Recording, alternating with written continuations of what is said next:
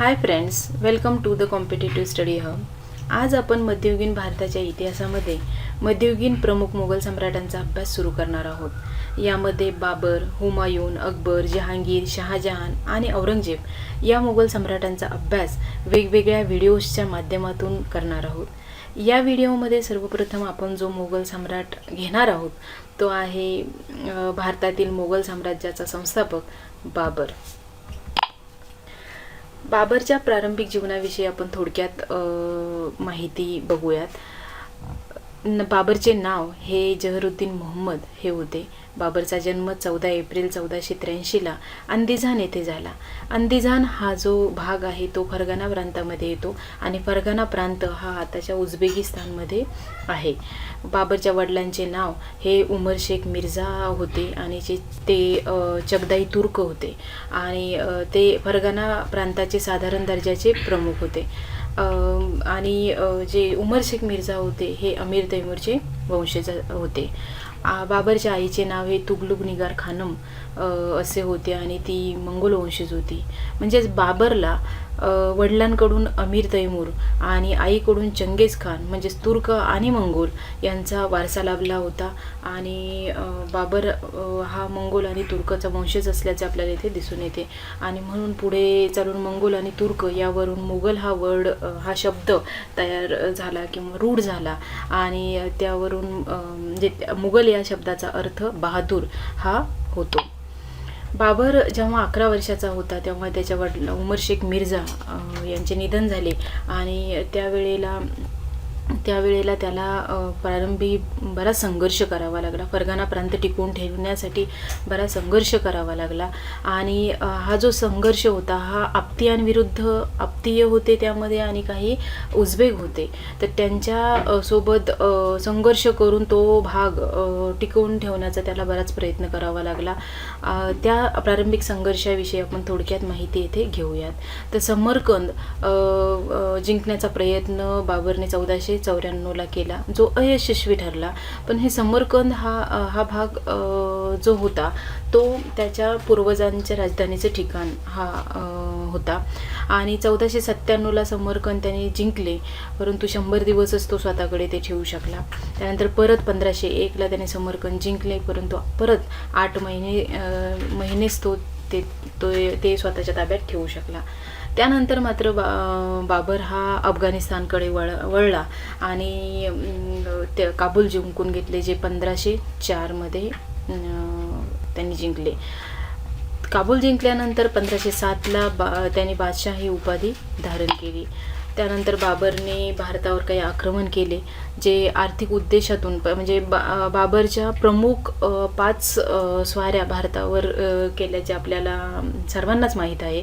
त्यातल्या पहिल्या 4 ज्या आहेत त्या आर्थिक लूट किंवा आर्थिक उद्देशातून त्यांनी केल्याचं आपल्याला दिसून येते. ज्या पहिल्या 4 ज्या स्वाऱ्या होत्या त्याविषयी आपण थोडक्यात बघूयात. इसवी सन 1519 भारतावर जेव्हा त्यांनी पहिली स्वारी केली तेव्हा बजोरानी बेहरा जिंकले. त्यानंतर सप्टेंबर 1519 भारतावर दुसरी स्वारी केली, त्यावेळेस पेशावर जिंकले. 1520 तिसरी स्वारी केली, त्यावेळी परत बजोर, बेहरा, सियालकोट जिंकून घेतले.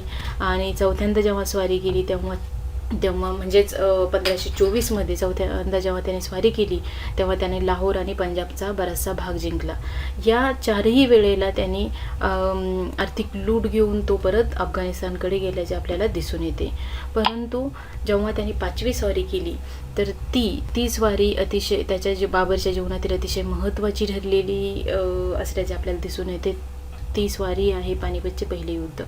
तर बाबरच्या जीवनातील एकूण ज्या अतिशय महत्त्वाच्या लढाया ज्या आहेत त्या हे 4 लढाया म्हणता येईल. या 4 लढायांवरती बऱ्याच वेळेस स्पर्धा परीक्षांमध्ये वेगवेगळ्या प्रकारे प्रश्न विचारले जातात, त्यामुळे यांचा आपण विस्ताराने अभ्यास करणार आहोत. तर प्रथम या लढाया कोणत्या होत्या याविषयी आपण बघूयात. 21 एप्रिल 1526 बाबर आणि इब्राहिम लोधीमध्ये पानिपतचे पहिले युद्ध झाले. त्यानंतर 17 मार्च 1527 खानवा युद्ध झाले जे बाबर आणि राणा सांगा यांच्यामध्ये झाले. त्यानंतर 21 जानेवारी 1528 चंदेरी युद्ध झाले जे बाबर आणि मेदिनी राय यांच्यामध्ये झाले. 6 मे 1529 घाघरा युद्ध झाले जे बाबर आणि अफगाण शासक महमूद लोधी यांच्यामध्ये. बाबरने जेव्हा पानिपतचे म्हणजे पाचवी स्वारी जेव्हा भारतावर केली तर ती पानिपतचे प्रथम युद्ध म्हणून ओळखले गेले. आणि हे जे युद्ध आहे ते 21 एप्रिल 1526ला झालं, जे बाबर आणि इब्राहिम लोदीमध्ये झालं आणि इब्राहिम लोदीचा यामध्ये पराभव झाला. या युद्धाचं एक महत्त्वाचं वैशिष्ट्य म्हणजे तुगलमा युद्धनीतीचा वापर पहिल्यांदाच या युद्धामध्ये करण्यात आला. तर ही तुगलमा युद्धनीती काय आहे, तर ही नीती बाबरने उझबेकांकडून घेतल्याचे दिसून येते. आणि या नीतीमध्ये शत्रुपक्षावरती समोरून हल्ला न करता उजव्या आणि डाव्या बाजूने हल्ला करायचा आणि शत्रुपक्षामध्ये गोंधळ निर्माण करून एकदा गोंधळ निर्माण झाला तर त्यानंतर आघाडी आणि पिछाडीवरून शत्रुपक्षावरती सर्व शक्तीनिशी हल्ला करायचा. तर अशा प्रकारची जी नीती आहे तिला आपण तुगलकान नीती म्हणून ओळखतो, जिचा पहिल्यांदा वापर हा पानिपतच्या प्रथम युद्धामध्ये झाला. त्याचबरोबर तोफखान्याचा पहिल्यांदा वापरही पानिपतच्या युद्धामध्ये झाला आणि त्यावेळी निशाणेबाज होते उस्ताद अली आणि मुस्तफा. या युद्धानंतर 1526मध्ये बाबरने स्वतःला बादशाह म्हणून घोषित केले. आणि एक महत्त्वाचं वैशिष्ट्य या युद्धाचं सांगता येईल की या युद्धानंतर मोगल वंशाची स्थापना ही भारतामध्ये झाल्याचे दिसून येते. त्याचबरोबर लोधी घराण्याचे अस्तित्वही या युद्धाने संपुष्टात आले. इब्राहिम लोदी हा जो होता तर तो युद्धभूमीवरतीच मरण पावला होता. त्यानंतर दुसरं महत्त्वाचं युद्ध जे आहे ते आहे खानवा किंवा कनुवाचे युद्ध, जे 17 मार्च 1527ला झाले. आणि बाबर आणि राजपूत राजा राणा सांगा यांच्यामध्ये हे युद्ध झालं आणि राजपूत राजा राणा सांगा यांचा यामध्ये पराभव झाला. तर एक महत्त्वाचं वैशिष्ट्य या युद्धाचं सांगता येईल की या युद्धाला बाबरने जिहादचं रूप दिले, म्हणजे काफिराविरुद्धच्या जिहादचे रूप दिले. तर ते देण्यामागचा उद्देश काय होता, तर तो त्यावेळी मोगल सैन्यामध्ये थोडीशी घबराटीचे किंवा भीतीचे वातावरण होते, कारण जे विरोधी सैन्य होते ते राजपूतांचे सैन्य होते आणि त्यावेळी राजपूत हे अतिशय पराक्रमी म्हणून ओळखले जायचे. त्यावेळी बाबरने त्यांना आपल्या सैन्याचं मनोबल वाढवण्यासाठी या युद्धाला जिहादचे रूप दिले. त्याचबरोबर मुस्लिम प्रजेवरील तमगा नावाचा करसुद्धा त्यांनी रद्द केला. आणि या युद्धात जेव्हा विजय मिळाला त्या विजयानंतर त्यांनी गाझी ही बिरुद किंवा ही पदवीसुद्धा धारण केली.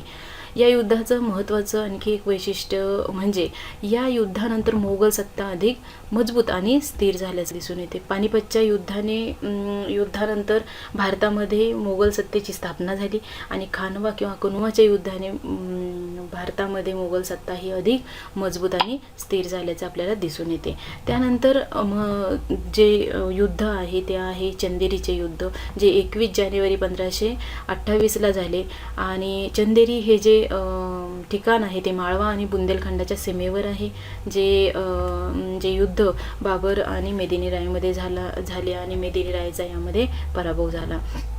त्यानंतर महत्त्वाची युद्ध किंवा लढाई जी होती ती म्हणजे घागराची लढाई होती, जी 6 मे 1529ला झाली. आणि ही जी लढाई आहे ती बाबर आणि अफगाण शासक महमूद लोदी यांच्यामध्ये झाली. महमूद लोदीचा यामध्ये पराभव झाला. यामध्ये लक्षात घेण्यासारखं किंवा महत्त्वाचं वैशिष्ट्य हे म्हणजे बाबराच्या जीवनातील हे सर्वात शेवटचं युद्ध होतं. बाबर जेव्हा 48 वर्षाचा होता त्यावेळेला म्हणजे 26 डिसेंबर 1530लाच त्याचे निधन झाले. आणि बाबरला आग्रा येथील आरामबागेत दफन करण्यात आले. परंतु बाबरची अशी इच्छा होती की त्याला काबूलला दफन करण्यात यावं, म्हणून नंतर त्याच्या अस्थिचे दफन हे काबूलला नंतर परत करण्यात आले. बाबरने तुर्की भाषेमध्ये बाबरनामा हे आत्मवृत्त लिहिलं आणि या बाबरनामाचाच फारसी अनुवाद हा अब्दुल रहीम खान खाना यांनी केला. तर इंग्रजी अनुवाद हा ॲनी बेवरेज यांनी केला. बाबर हा तुर्की भाषेबरोबर पर्शियन भाषेचाही जाणकार तसेच विद्वान होता. तुर्की भाषेमध्ये त्यांनी बाबरनामा हे आत्मवृत्त लिहिलं, तर पर्शियन भाषेमध्ये त्यांनी रुबाइया हा नवा काव्यप्रकारही रूढ केल्याचे दिसून येते. तर हे महत्त्वाचे पॉईंट्स वेगवेगळ्या स्पर्धा परीक्षेच्या दृष्टिकोनातून अतिशय महत्त्वाचे आहे. जर या पॉईंट्सचा जरी अभ्यास केला तर सर्व प्रकारचे प्रश्न हे निश्चितच कव्हर होतील.